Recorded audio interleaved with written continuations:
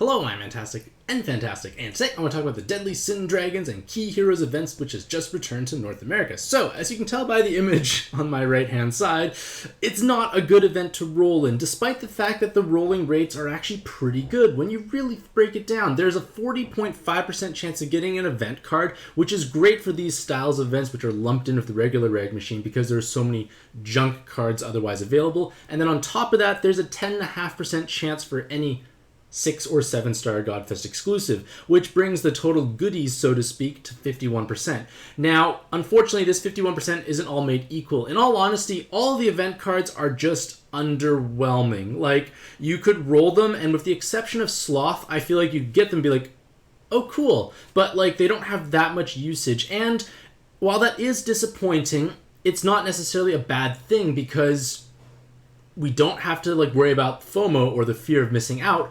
because this is an IP that's owned by Gung Ho, which means it's going to return on a regular basis, which means in X number of months, probably before the year is finished, this event will possibly return once again, and hopefully by that point there will be buffs or newer cards that are just much more relevant in today's meta, so to speak. So my advice would be, don't even roll. Do your free roll, be happy with it, don't do any more rolls, because even if you haven't rolled before, sure, you could possibly get new cards, which is it's quite likely. I don't find myself using much of them anyways. I use Sloth every once in a while when I play rainbow-based teams, maybe Gluttony for their inexpensive attack while below 50% weapon assist for my Lubu team, but other than that, I don't really use these cards that much, and you can replace the Gluttony, or is it Gluttony? It's the dark 5-star card. You can replace him with other attack while below 50%, so it's not the end of the world. So I feel like it's best to not roll and then just wait for a rerun where the cards are actually relevant and then roll. It's gonna come back.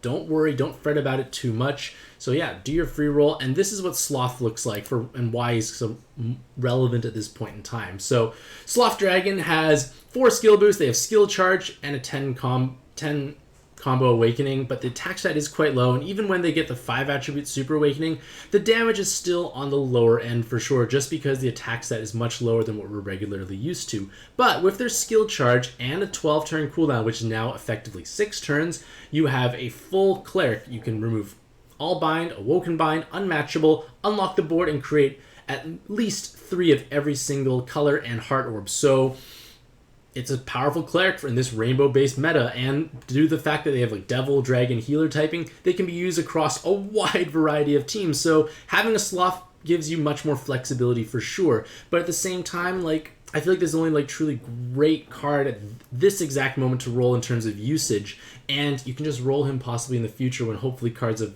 more relevant buffs, because there is going to be most likely much more exciting events coming up in the near future, because this is just so disappointing. Virtually anything is going to be better to spend your stones on. So with that being said, let me know what you think about this event in the comments down below. Do you think it's actually worth rolling, or are you going to just pass and pretend this event doesn't exist until hopefully the next rerun? Regardless of all that, hopefully you all have a truly fantastic day.